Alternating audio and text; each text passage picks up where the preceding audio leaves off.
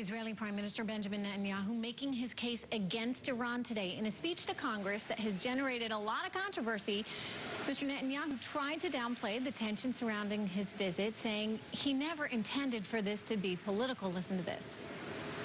The remarkable alliance between Israel and the United States has always been above politics. It must always remain above politics. For reaction to Prime Minister Netanyahu's speech, I'm joined right now by Congressman Sean Duffy. Congressman Duffy, it seems as though there was a pretty warm reception to a lot of the comments we heard from the Prime Minister today. How would you react to what you heard from him? Yeah, I would agree with you. First off, there was a lot of talk in the Democrat Party before the speech of what they're going to do, how many Democrats weren't going to show up. But in the end, a good number participated. I think Bibi Netanyahu came out at the start of his speech and really tried to extend an olive branch to the president, to Nancy Pelosi, to Harry Reid specifically. But I think inside, for the most part, it was a pretty warm reception. There was a few things that Democrats didn't applaud, they sat down for. But for the most part, it's not really controversial that if Iran gets a nuclear weapon, it's going to destabilize the region. It's going to cause a nuclear arms race in the Middle East, which is very frightening.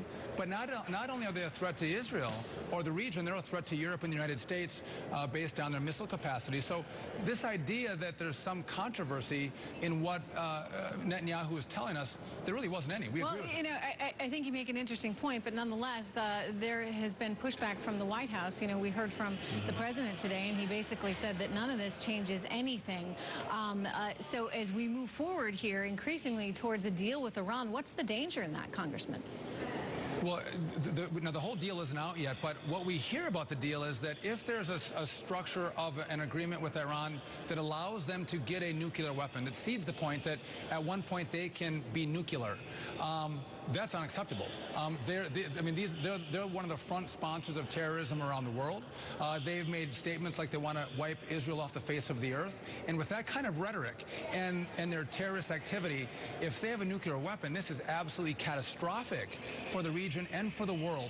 And I think if Iran has a nuclear weapon, then you're going to see the rest of the region start to look at getting nuclear weapons as well. And now you have a whole arms race with an area that hasn't shown a lot of responsibility in its leadership and with its jihadist people. The concern here, too, is that the president does not have the best track record on foreign policy. When you think of the problems with Putin, when you think of the problems with Putin in Syria, when you think of how ISIS has risen to power under this administration's watch, what does it need to be doing as it deals with the Iranian situation right now and tries to protect Israel and, as you point out, the rest of the Middle East, Europe, us, everyone?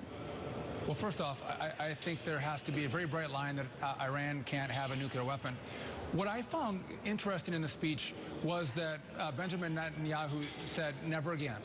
Now, I think what he's talking about is we're not going to allow Iran to have a nuclear weapon when they're talking about wiping us off the face of the earth. So if the president structures a deal that allows them to get a weapon, I think what Netanyahu is saying is we're going to attack. We're not going to let that happen.